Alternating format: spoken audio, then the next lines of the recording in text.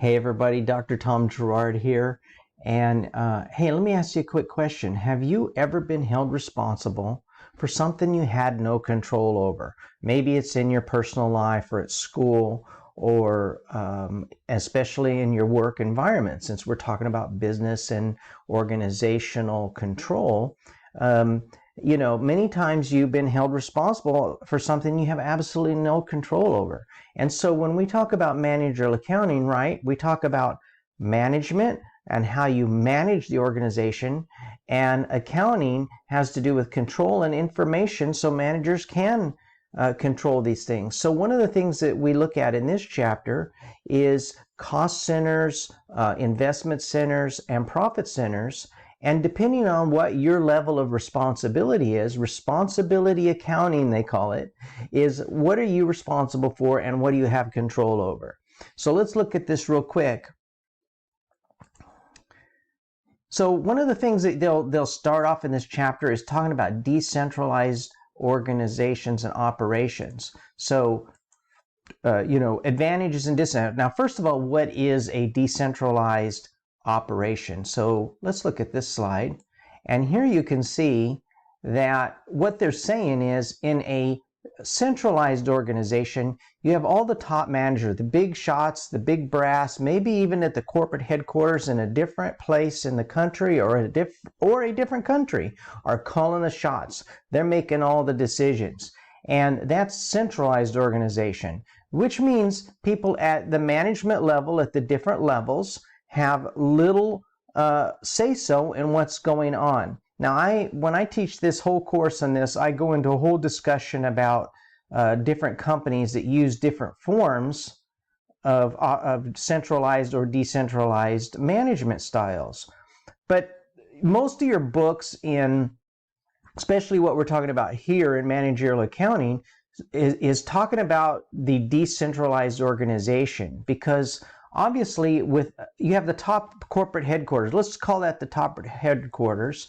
And then within that, you have different divisions. Now, divisions could mean a lot of different things. It could mean maybe one department, or it could mean an entire region of the world or the United States. You might have the Western Division and the Eastern Division, and so forth. So division could really be anything. And within that division, you probably have a division manager. And that division manager is over a particular group of other managers. And it trickles down. So I like to use an example for this discussion. Let's talk about Pepsi-Cola. Pepsi-Cola, big company. PepsiCo owns Quaker Oats, owns Frito-Lay, and of course Pepsi-Cola, the drink division. So let's just talk about that. You have the whole company up here, and it could be up at the top is PepsiCo Corporation, and below this you could be, here's Frito-Lay, here's Quaker Oats, and then here's the beverage division, Pepsi, right?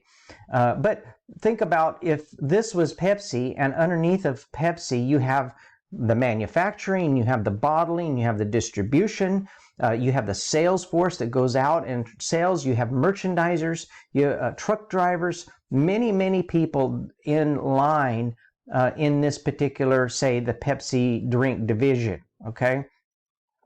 Now, how is it managed? Do these people, all the decisions made up here at PepsiCo Corporation, or is it made in these different divisions? Well, obviously they have probably a head guy for Frito-Lay and a head guy for the Pepsi, drink division, and so forth for Quaker Oats. But within that, below them, does the bottling plant manager have control over costs associated with operating the bottling plant, or the distribution, the truck driving, the warehousing? What about the sales department? What do you have responsibility for? And so that's what we talk about in this chapter. That's kind of a brief introduction. And how do we get to this point? And what we do here, and let's see if I can go over here, we divide this up into responsibility centers. So in a decentralized business, accounting asset managers accounting assists managers in evaluating and controlling their areas of responsibility. So remember, managerial accounting assists managers. As a manager, maybe you're not the accountant, but you're the manager and you rely heavily on accountants for their information. Maybe you're the accountant and you're keeping track of all this stuff and you're providing this information to the managers so they can do what? Evaluate and control. Those are the tasks of management, right?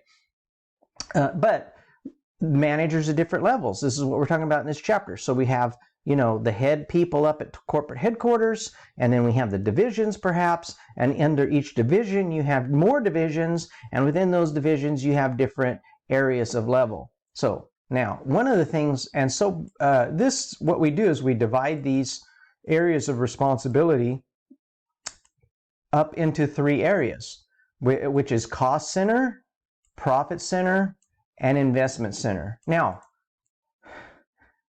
the way that this book, they kind of have them backwards, the way I would see this. What I like to do is let's talk about the investment center. This is one where we're talking about those people up at the corporate headquarters, right? Those are the people at the highest level. Investment centers have responsibility over revenues, costs, and investment in assets. In other words, they're deciding, are we gonna expand into this new market perhaps?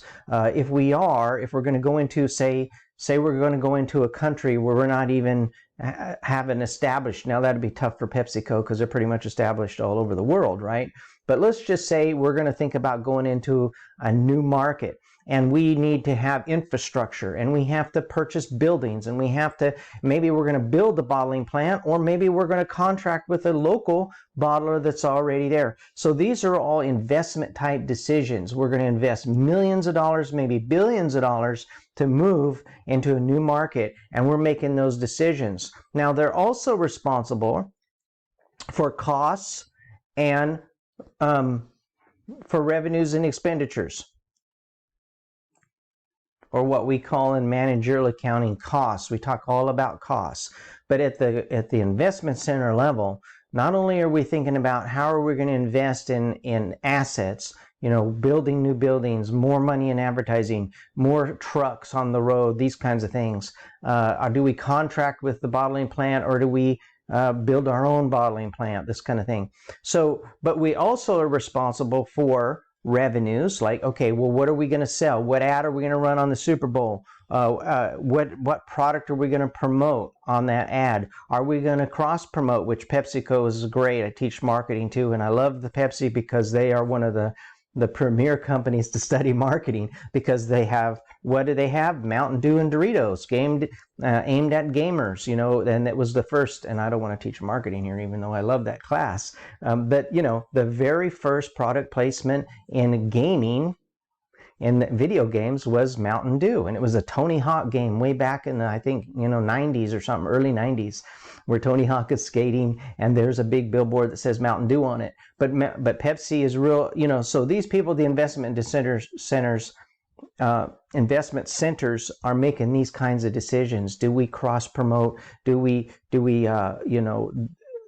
So when I'm talking about revenue, we got to decide, what are we going to sell a bag of Doritos for? Now, maybe that's made at a lower level at the division of Frito-Lay, which it probably is, and that's where we're going to go next. So at the let me go back. The profit center have responsibility over revenues and costs. So basically, remember here now, investment centers have responsibility over investment assets and revenues and costs, because they have to control the costs of operating these new facilities that maybe they purchased and stuff. But they also have management at a profit center level, and so maybe this is the division to manager over Frito-Lay, where we got to manage costs of what does it cost to operate the company of Frito-Lay, but we also have to decide on our revenue stream, what products we're going to promote, what size bag are we going to make, and promote, where are we going to promote, these kinds of things.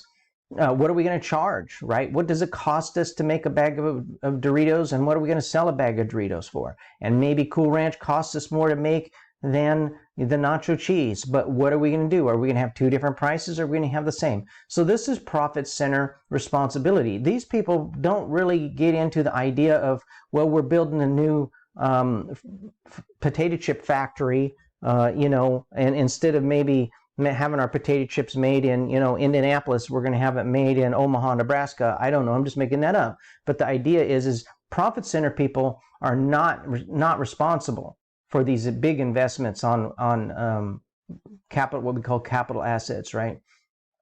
So then below that we have the cost center. So this is where a lot of you wind up, perhaps, where when I said originally, have you been held responsible for something that you have no control over? These people can control costs, but they don't have any control over revenue. They don't have any control over their assets, right? Imagine you're the warehouse person now. You're over the warehouse of the PepsiCo or Pepsi-Cola, distribution center, and you've got warehouses, you've got trucks coming and going, you got so many people you have to have on a shift, you got to keep the forklifts running, you got to know logistics to keep things going around. However, you have no control whatsoever what they sell a 2-liter of Pepsi for, right? All you can do is manage payroll in your department. That's a cost. I can manage how many, forklifts we got and how many trucks are coming and going. I manage costs to keep things operating efficiently. However, I have no control over revenue stream whatsoever. I can't say, hey, well, it's costing us more now for fuel for our trucks and our distribution for our trucks, so I need to go up on the 2-liter. Okay, that would be made at a higher level. And maybe that would be at the next level up, which is the profit center level. Maybe the profit center level says, well, fuel prices rise. We need to save money on our fuel costs. And up at the investment center level, they say, okay, well, we're going to convert a lot of our trucks to natural gas, CNG, or biodiesel, whatever it is, to save money in the long run. And so that's kind of the different levels. Fritos and PepsiCo is a great example for a lot of different things in business, so you can see that. Okay, so that's about that. Now, the other thing that we want to do is we want to evaluate how do we evaluate these, right? You have control over something, but how do you have control? Now, how do I evaluate whether you're doing a good job or not? Now, obviously, if you're making a profit, that might be a good thing. And in fact, I'm trying to find a slide over here. But the next thing we're going to talk about is return on investment. And I don't know if I can find it. There's many slides here, 92 slides in this particular chapter. But let's talk about, okay, return on investment. So we enter this idea of return on investment.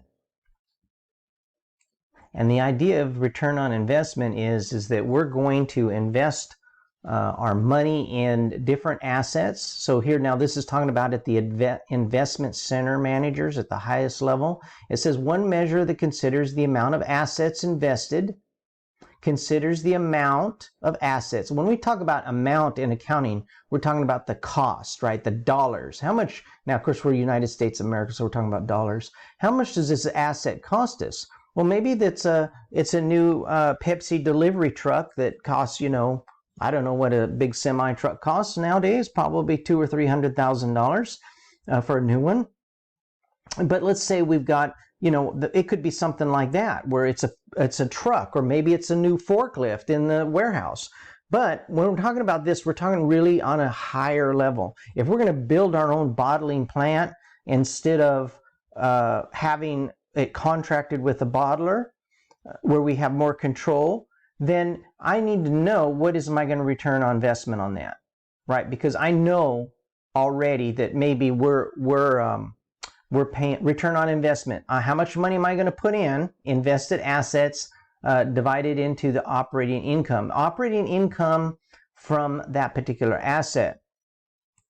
So, and you get way more into this when you get into your finance class, and even in the next chapter when we talk about decision analysis on different purchases, right, for the long term. But let's say I'm going to decide that we're no longer going to contract with a bottler. We're doing so much business in this new country that we've moved into that we're going to build our own bottling plant.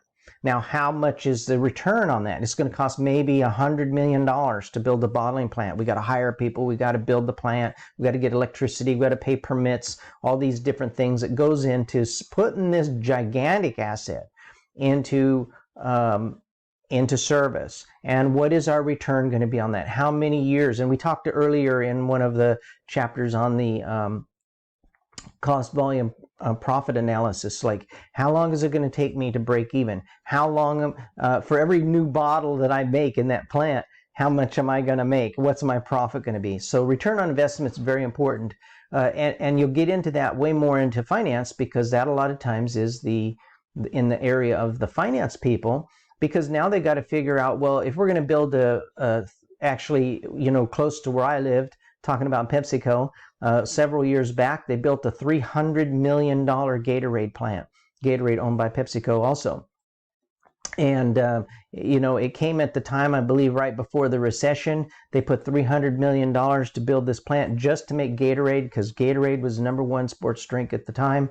And, they put all this money in it. And at some point they're saying, we've got to have a return on this investment. We've got to get our money back. We've got to make more money by making it in this plant as opposed to somewhere else. And what happened is after several years, and they hire people, they build this, they put $300 million to build it, and guess what? In 3 years they shut it down. All those people lost their jobs. But see, we're talking about corporate investment at a very high level, where they felt like, well, maybe this and again, I don't want to get too far off the topic, but at some point you say, well, maybe for me, a 5% return on $300 million is pretty dang good, right? I wouldn't mind having that. However, if you're Pepsi, a 5% return is not acceptable. Maybe they need to have a 10 or 15 or 20% return or 25% return on investments, right? So maybe they're already getting a 20%, and now this plant is only producing 18, and so it's not really the size that we're talking about, whether it's a $300 million or if it's, 100,000 for the truck, right? So it's not the size, it's the technique that we use. Okay, so return on investment, very important. Again, you'll come back to this later on in finance class as you're trying to manage cash flow and see, do we have enough money? And if I got to borrow money at 5% and I'm going to make 10%, I really need to make 20% because or 15%, I have to make up for that 5 that I'm paying in interest. Okay, so that's enough said about this chapter, and we'll see you in the next one.